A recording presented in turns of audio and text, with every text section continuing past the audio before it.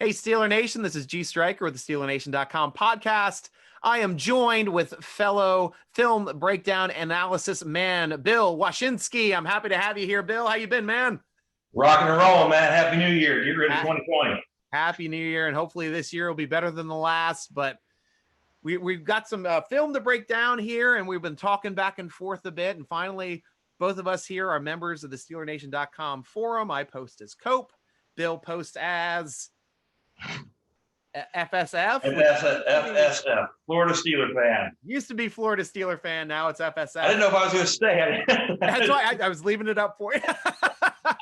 It's all good. So the first thing that we're going to go through here, Bill, is something that you turned me onto and showed me the way that the Steelers were approaching the first and goal situation against the Washington football team after they got their first down after their first three plays where they failed to get in the end zone. Now it's first and goal from the 1 yard line. I'm going to share my screen here, and you can start to carry us through here out of what you see, and let me know when to stop to whatever you need to stop and play. I can do that for you. All right. So in this play here, this is exactly what I've been looking for personally. I've been wanting to see Derek Watt in there more. Yeah. Really, 99 times out of 100 we win this game. You can tell we're beat up and we're sore. Yeah. We just get manhandled on this play. They have just beat us. Yeah, because right now we're looking like we're trying to run through the gap here behind Watt, and Watt doesn't hold on to his tackle, and then they have, of course, a follow-up behind him. It looks like the safety coming in to make the wrap up for a no gain. Yeah, every guy got beat. There was that was just they man. And if you go back and you see the formation they're in, and I was comparing it, looking at what Baltimore did in the first Baltimore game when we were able to get a first and goal and score. We're getting a lot more, and they are good on defense. To be honest, they are. They got an excellent front seven. Excellent at the edge. We're getting a lot more attacks from the edge because we're giving up a lot. We're not sealing that edge a lot. So there's a lot of penetration that's coming from the side. Yeah. So we're getting miscommunication, whether it be from the tackle, the tight end, whoever it is out there. They're not getting that sealing that pass rush. Yeah. So they're getting penetration there. But on this play, it's just a power eye, and we just got overpowered. Period. Yeah. We just got beat on the play. So sometimes you win, sometimes you lose. They won on this play. So give them the credit for that. Yeah. And I'll roll us here to the next play on second down, 2nd and 1. We're coming in, and we got the lineup. Lineup is similar, but it looks like we have the Derek Watt down here on the bottom. Yeah, we have Derek Watt, which is something I've been wanting to see a lot more of him on the field. He's a high football IQ. Yeah. Big boy, 6'2", 235 or so. So he knows he can hit. He's not afraid to hit. And he's heads up, high football IQ, like I said. And this really should be a score. This is perfect. We've got him on this one. But the problem is Benny Snell just isn't quite the guy. And another thing right there, if you want to stop it, okay, you can. Yep. I want to go back. One of the things that's worked a lot that has gotten teams to bite, and it does work here, 99 for Washington. Yep. Bringing Claypool, even that fake. Yes. Get somebody to freeze. We've scored a number of times just because it worked. Just having him run across. And that's what he's doing here with the fake handoff. Looks like Ben's starting to turn around to look at Claypool for that possible handoff. Yep, and it's getting somebody to freeze over at that end. Yeah. They're getting that penetration. So he's frozen a little bit. So he stops. Boom. Yep. And right now it looks like we're saying, I see Snell with his head up. You got Hausener there blocking. It looks like two guys he's man up on a guy, and he's got a guy coming behind him. And as they fill, and as he gets the handoff, it looks like Snell is able to take either A gap. It looks like it's up to Snell to determine to get the body lean on that extra defender that's not blocked to hopefully get caught up in the wash so he can hit the other gap for the easy touchdown.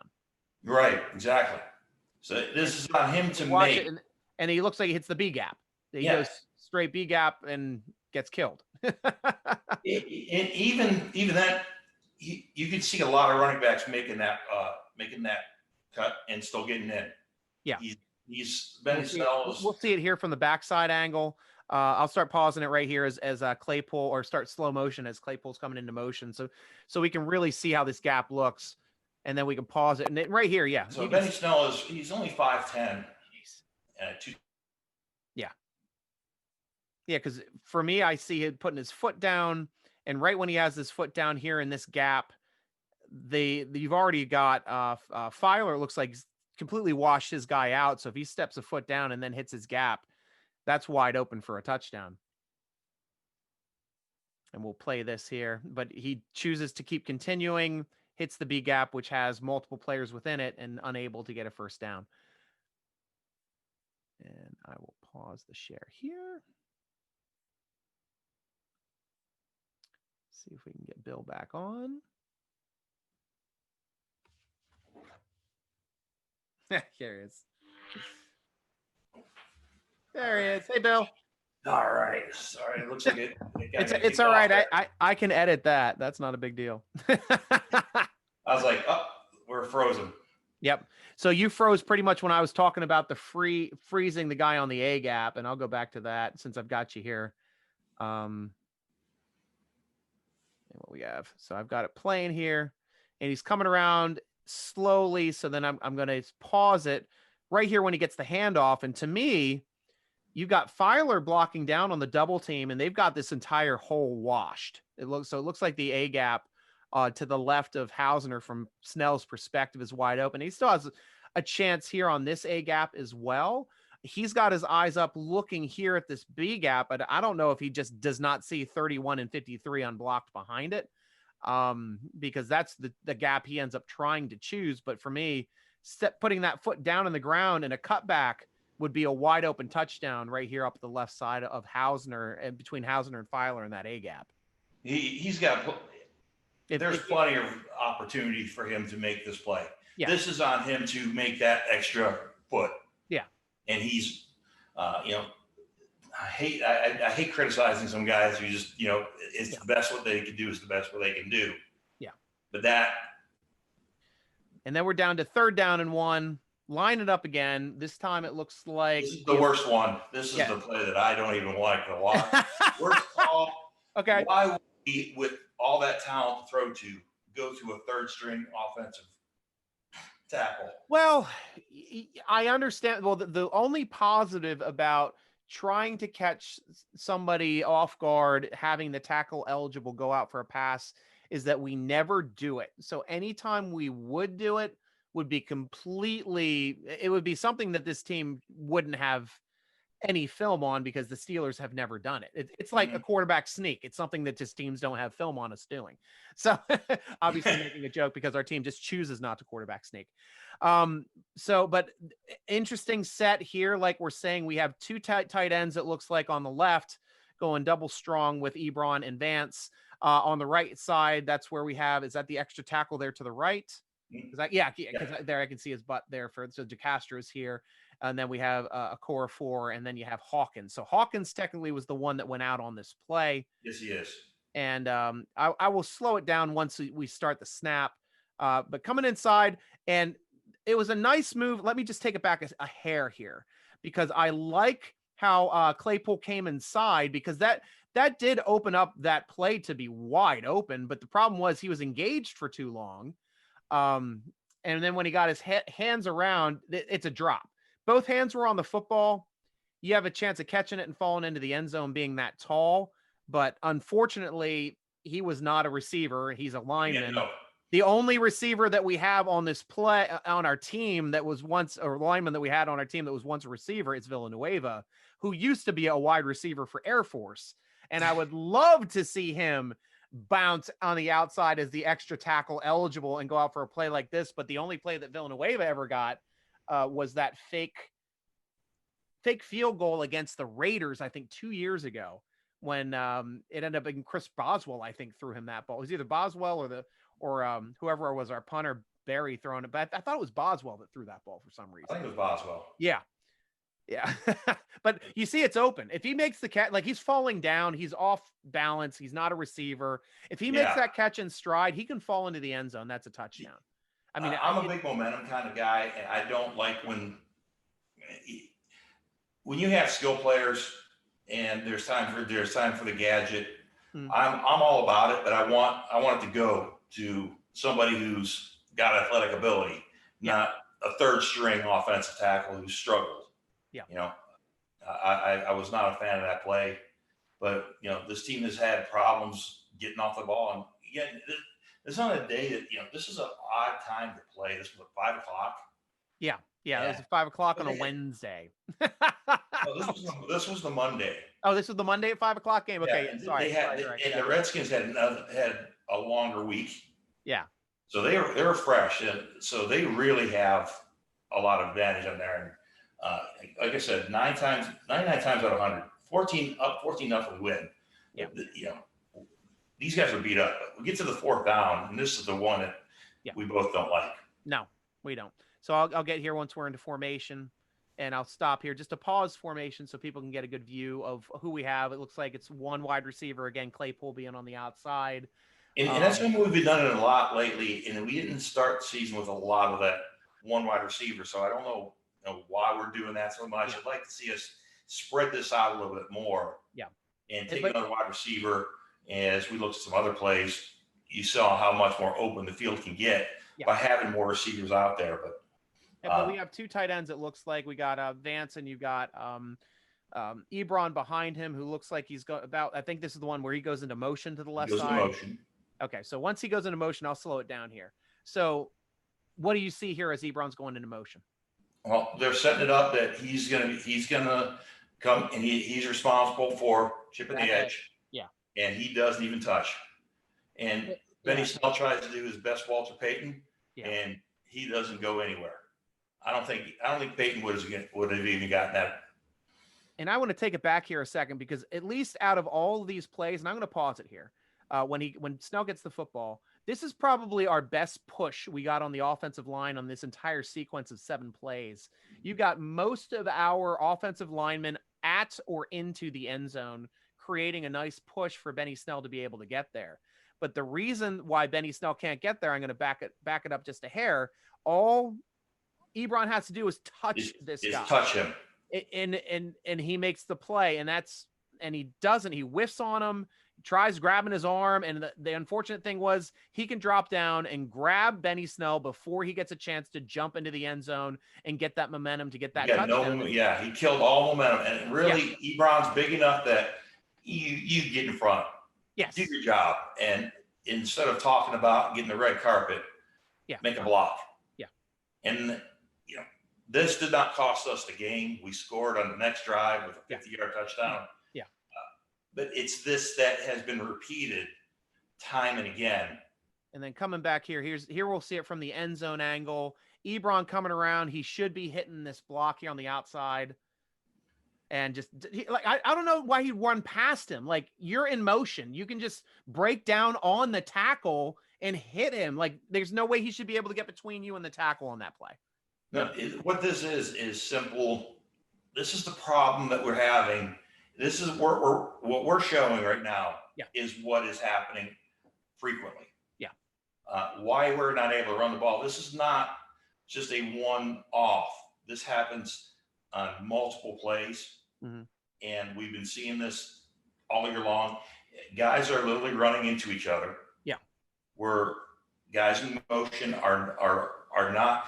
Filer is having trouble getting over, and that's what we're talking about. Watch Dotson on Sunday and see how well he does coming into motion as a guy who's not been grinding it out all year long. Guy with some fresh legs, because as I showed you the video, Gordon Filer earlier in the year got out there nice and quick and fluid. This is going to be big because again, seeing that guy down the field and getting over there quickly. I'm really excited to see Dotson in there. Fresh. I love Dotson. I think he's going to be a great fit. I do too. He is a big guy, and he's everything I've seen. I've watched the Browns game, the Denver game, and the Colts game, he has been impressive in for what we're looking for. There's still a lot of work. He's just one guy. It's going to take the whole unit. And the weak link has been a core for, no question. I would really love to see if Filer does get healthy enough in the playoffs, because we don't even know that he'll play. Yeah, we don't, because he's not eligible until he misses. He's cleared to play, but he might not be ready. Peck is not exactly something that, somebody who's worked out many years. That might be something that is a little bit more damage to it. I don't know. I'm not the doctor. I don't see it, but he might not play at all. But if he does, I'd rather see Dotson really establish himself there at that guard. And hey, you know what? If it's not working, we like Dotson where he's at. Maybe the coaching staff is going to think, let's make a change here with Filer and put him in it. It's now you're only changing one guy. You've already got the one guy in there. So I think we'll see. We need to see more consistency from that running game, because Ben did not come back to throw 53 times. No. We need to get some runs. Right? At least situationally. At least on the 3rd and shorts, 4th and shorts end zone, we got to get those runs in. And through the Baltimore Ravens game, we actually, for the first 7 weeks, we were getting 100 yards a game, really. I mean, the running game in the first half of the Ravens game, as abysmal as we were on offense, we had some good runs. We had about 45 yards rushing in the first half. It just happened to be, hey, we had to go back and have a while. Ben just do his thing to carry us in the second half. And it worked. They couldn't stop him. But, early in the year, our running game was not dominant, but it was efficient. It was effective. At least, then again, we had, Connor had 200-yard games. Snell had a 100-yard game. It looked like this was going to be a well-balanced offense, both with the running game and the passing game. And that's what ultimately, it's what you want, to get Ben back into shape from missing an entire year, and have him get the feel for the game and not have to have the entire game come down to him winning on his arm, just coming thrust back from missing, the past 14 games. And then, but it was nice to at least see some success starting off. What was our best game was the Cleveland, and that was all we did was hand that ball off in the second half. Ben has always been and the Steelers have always been at their best when Ben is throwing for about 230 to 270 yards. The games that he's actually thrown for 383 yards to that. Those five, he had those 3 500-yard games. Let's put those outside of the standard deviations. He's the only guy who's ever done it 3 times. Nobody else has even, most guys have done it once. I think one guy's done it twice. Peyton Manning. But he's done it 3 times, and he's won. He's won in, I think, 13. When he's thrown for over 400 yards, and maybe like 1 in 15 or something like that. When he's thrown for more than 383. So really, when they're leaning on him that much, they're not successful. When we're at our best, notice how when the offense got clicking, the defense got clicking. They're not, taking some time out and getting the defense to be able to dictate by keeping them off the field, having being fresher. You can dictate. So we need to get that running game going. And what I noticed about this past week, even if they weren't runs, he finally started dumping it off to Connor. Yes.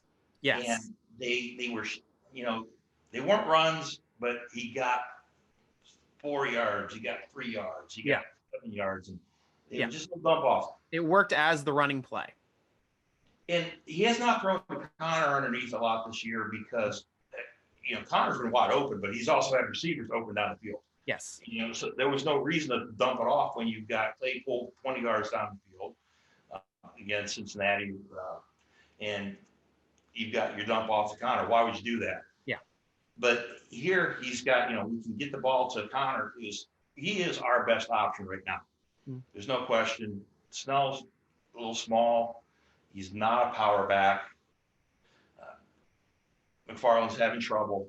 He's not. The game's too fast for him, and none of the other guys really have the set hands that you can trust out of the backfield. maybe Samuels is a third down back. But, Yeah, I like him as a third down back a lot. I think he's a great receiver. To get this thing working, it really does come down to coaching. There's been so many mental errors. As we walked out and looked at the Baltimore tape, guys running into each other. Again, at the end of the Dallas game, the Randy Gregory blowing it up and Vance McDonald knocking the Castro out and literally falling down.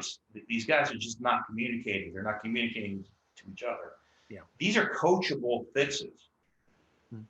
How hard is it to work with? Hey, Eric, hit. Yeah.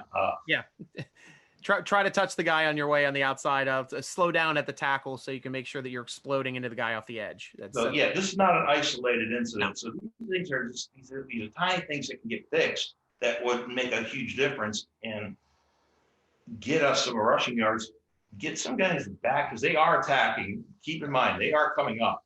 Yeah. So they are crowding it in and they're making it difficult.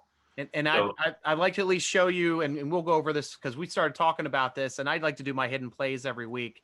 And this is a hidden play that I ended up missing. So we're going to end up on a high note on our first film breakdown. And this is the play where TJ Watt comes across and does the sack fumble in the first quarter or early in the second, actually here. Sorry, for the against the Indianapolis Colts. And one little hidden nuance I will show you as we walk through it. Neat thing also, I freaking love Hilton. Hilton's right here lined up on the receiver. He's going to come in and he's going to blitz on the delay. But you're going to see right here at the snap as things start ramping up, he'll start coming in here on the delay. And I'm going to slow it down too, because at least from this angle, we'll watch Hilton and we'll watch TJ Watt coming around the edge. And then I'll show you the hidden aspect of it once we get past this. So at the snap of the ball here, you got Hilton's going to start edging down in. Boom. He hits with his good speed, but he didn't really have a direct path to get there. But fortunately, he's already down there and can get the ball. Now, how did he get that ball so cleanly, Bill? And this is the aspect that I didn't notice until today. And I'm going to end up slowing it down here right at the snap of the football. Before you do that, I wanted to point out one of the greatest things about Hilton's blitzes. Yeah. And it catches teams off guard all the time. Is how quickly he comes up out of that slot. Yep. There is a tell by whoever's covering on that side will slide over. Yeah. But they do a great job of masking it. They do. And wait till the last minute like to a bullet. And he disrupts a lot. Even if he's not getting there, he's created confusion. Yes. So right now you already know that Rivers knows he came and is looking that way, which is why he doesn't feel Watt coming up his opposite side when he gets that arm hit. And this time specifically in this replay, we're going to watch right here the big guy, number 97, Cam Hayward. He ends up making the hidden play, which I did not notice until today when I was rewatching the highlights of this play. And he ends up making a tackle. Love this. After the fumble. So we're going to start it here, and I'm going to slow it down at the snap again. All right, we're in motion. And we'll watch right here. Okay, you probably see Hilton start to edge into the screen here. Now I'm going to slow it down. So you have Hilton crossing in front. Hayward crossing in front and pushing back. Beautiful job of Watt getting around, off, open, and free to it as well, and hitting the arm before he can throw it. Now watch Hayward right here. What's he going to do? He sees a ball on the ground. Is he going for the ball? No. He's going for the offensive lineman and tackling him. So that leaves the Steelers free, both Tuitt and Hilton on that side, free to pick up that football. Hilton's the one that picks it up. Thank goodness the ref was there to help make the tackle and bring him to the ground before scoring that touchdown. Another smaller hidden aspect of the ref there getting caught up in the wash. Thanks, ref. But Steelers still score on that sequence. Still scored on his third down and short goal line. Right. Good for the psyche, But yeah, that was beautiful to see because I did not see that. Yeah. And I tell you, that reminds me of 1995 when one of the corners that we had after Rod Woodson went out picked the ball off. was seemingly done with the play, and Greg Lloyd ran down, picked him up. Yeah. He literally started shoving. They're like, "Go, you're free," and we ended up returning it for the score. Yeah. Because Greg Lloyd's like, "Hey, the play ain't over. Yeah. Yep. Get up and go. Get up and run." The mindset that we have from a Cam Hayward, and you have to really appreciate how good this guy really is. Yeah. He's not just a defensive tackle that we got. Yeah, he is a playmaker. And it is too. Yes, he is. These guys are probably the best two pass rushing defensive linemen that we've had since the 1970s. Yes. Yeah. And so for many of you guys on the forum, I will put an honorable mention for Aaron Smith. He wasn't really expected to do it, but I remember him leading our team some years at sacks. Yeah, 8 to 10, and but yeah, it's these guys are. We're expecting them to pass rush. Yes, you're right. We went a long time, seeing guys who did not dominate. They weren't expected to. It wasn't their role. These guys can take over a game. Yeah. And that's just a great hidden play. And it's so smart. It's so heads up. Yeah, it is. Create an opportunity for your team. And that's the type of thing that does not get seen. But that's the type of thing that wins you a game. It is. That's what I call a Heinz Ward play. Yep. Definitely. And Bill. Let's go up the stat sheet. Yes. And Bill, thank you so much for helping me out for this first ever film breakdown that we have here, sponsored by SteelerNation.com and the SteelerNation.com podcast. He's Bill Washinski. I'm G.Stryker, coming at you always from SteelerNation.com. And as always, go Steelers! Here we go.